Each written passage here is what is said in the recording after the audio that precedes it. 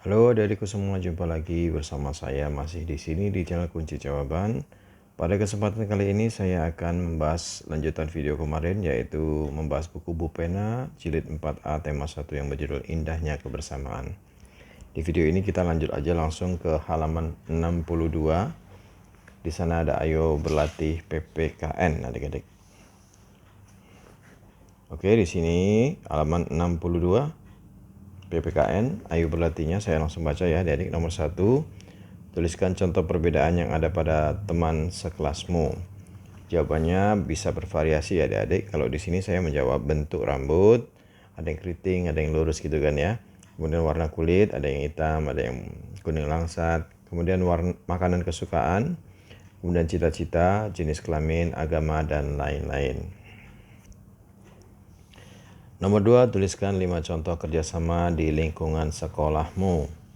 Di sini jawabannya adalah berdiskusi, kerja kelompok, piket kelas, gotong royong, membuat kerja praktik, dan masih banyak lagi. Silakan ditambahkan sendiri ya adik-adik ya. Nomor 3, apa manfaat dari kerjasama tersebut? Pastinya banyak manfaatnya adik-adik. Salah 3-nya yang sudah saya tulis di sini adalah pekerjaan jadi terasa ringan, pekerjaan jadi lebih cepat selesai, dan mempererat persaudaraan.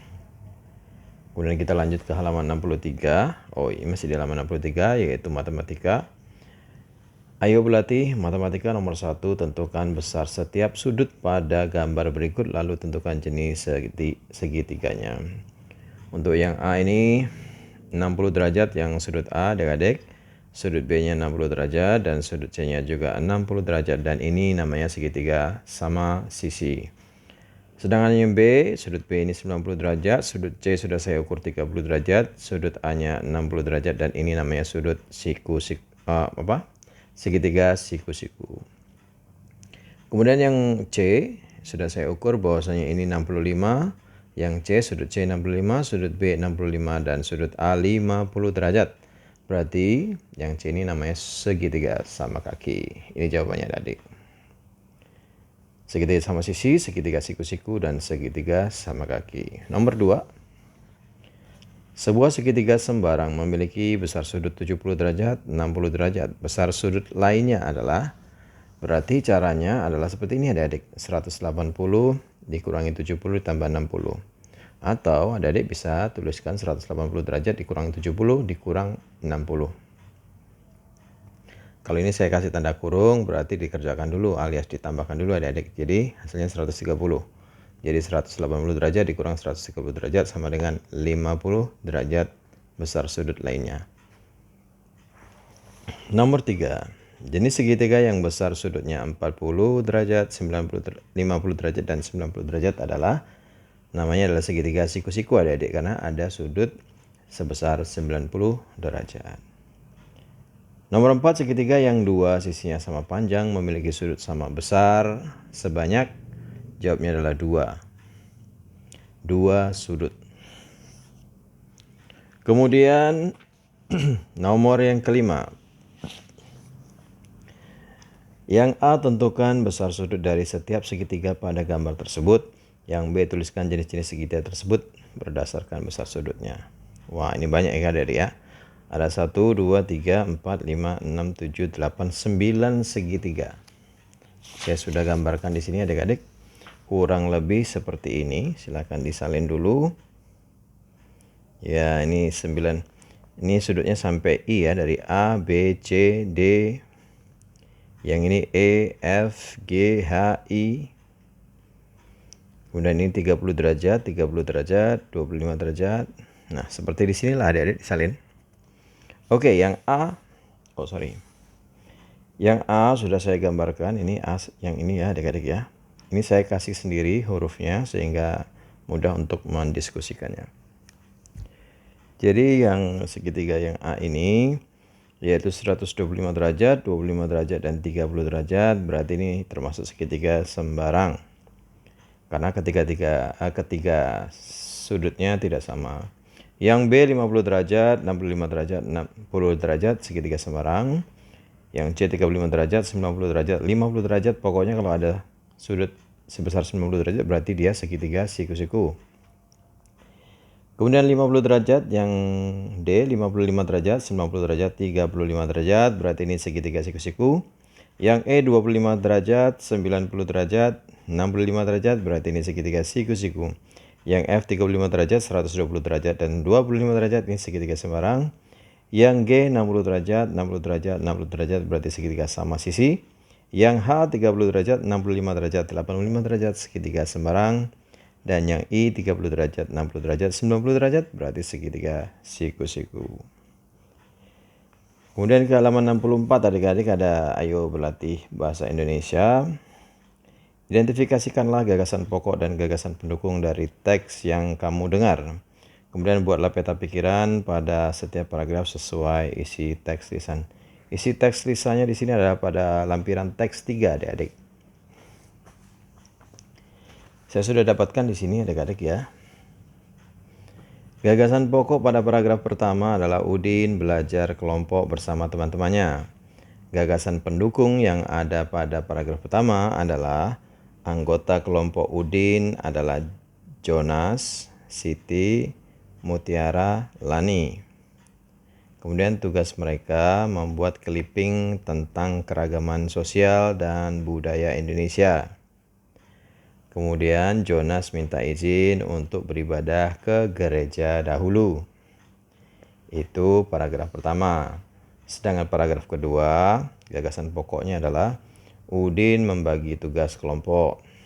Gagasan pendukungnya ada 4 di sini adik-adik. Tugas Siti mencari informasi tentang rumah adat. Tugas Mutiara mencari informasi tentang pakaian adat. Tugas Lani mencari informasi tentang makanan khas. Udin bertugas mencari informasi tentang senjata khas daerah. Kemudian pada paragraf ketiga, gagasan pokoknya adalah Jonas datang terlambat. Gagasan pendukungnya adalah Jonas meminta maaf atas keterlambatannya. Kemudian Jonas segera membantu menyelesaikan clipping. Dan yang ketiga, tugas Jonas menyajikan dan menyelesaikan isi clipping. Menjelaskan isi clipping. Saya ulangi, tugas Jonas menyajikan dan menjelaskan isi clipping. Oke adik-adik, sudah disalin ya. Kalau saya terlalu cepat ngomongnya, silahkan di pause atau di stop saja videonya adik-adik. Nanti dilanjutkan lagi. Sekarang halaman 66, ayo berlatih IPS.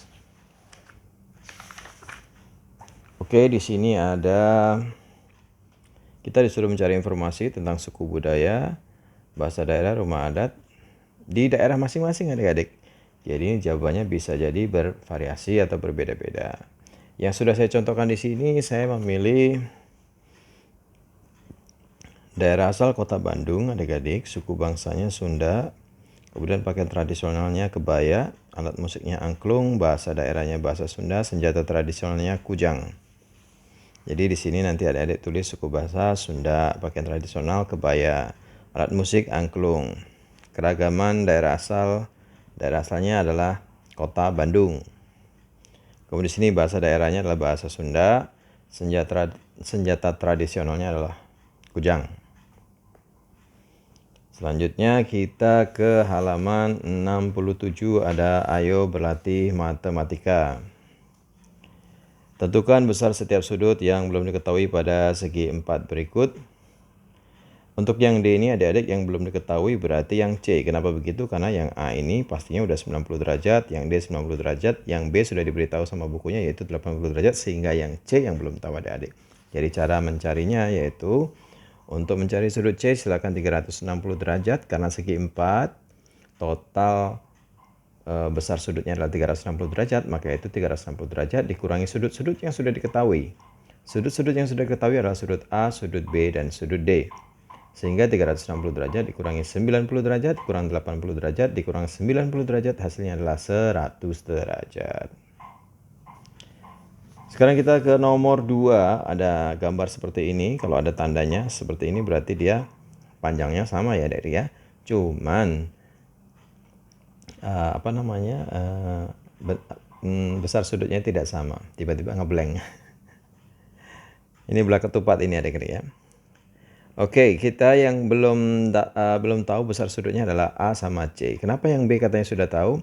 Karena ini sudut yang berhadapan ini sama besarnya adik-adik. Kalau di sini 130, berarti yang B juga 130. Tinggal yang A sama C kita cari ya adik-adik ya. Oke, di sini ada sudut D sama dengan sudut B. Jika sudut D sama dengan 130 derajat, maka sudut B-nya juga 130 derajat. Sudut A sama dengan sudut C. Sekarang kita cari dulu sudut A-nya.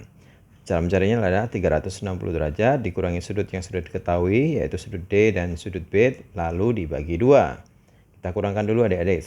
360 derajat dikurang 130 derajat dikurang 130 derajat baru dibagi 2. 360 kurang 130 kurang 130 sama dengan 100 derajat. 100 derajat tadi dibagi menjadi 2 sama dengan 50 derajat. Jadi jika A sama dengan 50 derajat, berarti sudut C juga 50 derajat. Sekarang nomor 3. Nomor 3 ada jajar kenjang. Ini juga jika diketahui B-nya 85 derajat, maka sudut D-nya juga 85 derajat. Itu memang sudah menjadi rumus dari sebuah jajar kenjang, atau sudah menjadi ciri-ciri jajar kenjang adik-adik. Kemudian kita yang tidak tahu adalah sudut A sama sudut C. Cara mencarinya sama, kurang lebih seperti tadi. Jika sudut B sama dengan sudut sudut B sama dengan sudut D. Jika sudut B-nya 85 derajat, maka sudut D-nya juga 85 derajat. Maka untuk mencari sudut yang tidak diketahui, yaitu sudut A dengan sudut C, caranya adalah 360 derajat tadi dikurangi sudut yang sudah diketahui, yaitu sudut B kurang sudut D, lalu dibagi 2. 360 derajat dikurangi 85 dikurang 85 lagi sama dengan 190, terus dibagi 2, hasilnya adalah 95. Jadi sudut A 95 derajat dan sudut C juga 95 derajat. Oke adik-adik, sekarang kita menuju ke halaman 68. Di halaman 68 ini ada ayo berlatih PPKN. Nomor 1, tuliskan nama permainan tradisional ketiga gambar tersebut. Ini gambar A, lompat tali. Gambar B, kelereng. Gambar C, congklak. Atau dakon kalau bahasa Jawanya ya adik-adik ya. Jadi ini saya sudah buatkan di sini. Yang A, lompat tali. Yang B, main kelereng. Yang C, congklak. Pertanyaan yang kedua adalah, tuliskan manfaat setiap permainan tradisional tersebut. Kalau menurut saya, yang A itu lompat tali, berolahraga sambil bermain. Kemudian juga untuk melatih bekerja sama. Sedangkan yang permainan kelereng, yang B, manfaatnya melatih kesabaran dan melatih bersikap sportif. Kemudian yang C, bermain congklak, itu manfaatnya melatih kesabaran, kemudian melatih sikap sportif dan tidak curang. Nomor 3. Sikap apa yang diutamakan dari setiap permainan tradisional tersebut? Jika yang A tadi lompat tali, yang dibutuhkan sikap kerjasama dan kesabaran. Kalau yang B bermain kelereng, dibutuhkan sikap kesabaran dan sportif. Yang C juga sama congklak, dibutuhkan sikap kesabaran dan sportivitas yang tinggi. Sekarang nomor 4 ya adik-adik ya. Apa yang akan terjadi jika kamu bersikap mau menang sendiri pada setiap permainan? Ya pasti jawabannya adalah akan terjadi perselisihan atau pertengkaran. Sekarang kita ke ayo berlatih bahasa Indonesia. Di sini adik-adik disuruh untuk meringkas ayo berlatih bahasa Indonesia adik-adik. Teksnya ada di lampiran teks yang keempat adik-adik ya. Judulnya adalah Cendol dan Dawet. Diminta untuk membuatkan peta pikiran pada setiap paragraf sesuai dengan isi teks lisan. Oke. Ini sudah saya buatkan, yaitu adik-adik gagasan pokok yang paragraf pertama, yaitu cendol adalah minuman khas Sunda. Gagasan pendukungnya adalah cendol terbuat dari tepung beras ketan. Cendol disajikan dengan es, santan, gula merah cair. Kemudian gagasan pendukung yang ketiga adalah cendol dinikmati saat cuaca panas. Pada paragraf kedua, gagasan pokoknya adalah cendol dan dawet biasanya dijual di pasar tradisional. Gagasan pendukungnya adalah cendol juga dijual oleh pedagang keliling dengan gerobak. Kemudian cendol juga tersedia di kedai dan rumah makan. Untuk paragraf yang ketiga adalah alasan atau tujuan cendol disajikan dengan variasi rasa. Gagasan pendukungnya adalah agar pembeli bisa memilih rasa sesuai selera. Gagasan pendukung yang kedua adalah agar semakin banyak peminat atau pembelinya. Dan yang ketiga adalah agar keberadaan cendol dan dawet tetap terjaga. Nah, setelah kita kerjakan gagasan pokok pada setiap paragraf, gagasan pokok pada paragraf 1, 2, dan 3, saatnya kita untuk meringkas ya adik-adik ya. Ini ringkasannya udah saya buatkan adik-adik, ini dia. Yaitu cendol adalah minuman khas Sunda. Cendol terbuat dari tepung beras atau tepung ketan. Cendol dan dawet biasanya dijual di pasar tradisional. Salah satu alasan cendol disajikan dengan variasi rasa adalah agar pembeli bisa memilih rasa sesuai dengan selera. Oke, itu aja ringkasannya adik-adik. Baiklah adik-adik, sampai di situ aja perjumpaan kita pada kali ini. Nanti kita lanjutkan untuk membahas video berikutnya, yaitu tes tertulis sub tema 3 yang ada di halaman 69. Ditunggu ya adik-adik ya. Baiklah, semoga berguna. Silahkan diulang-ulang biar lebih baik lagi ya adik-adik ya nanti nilainya.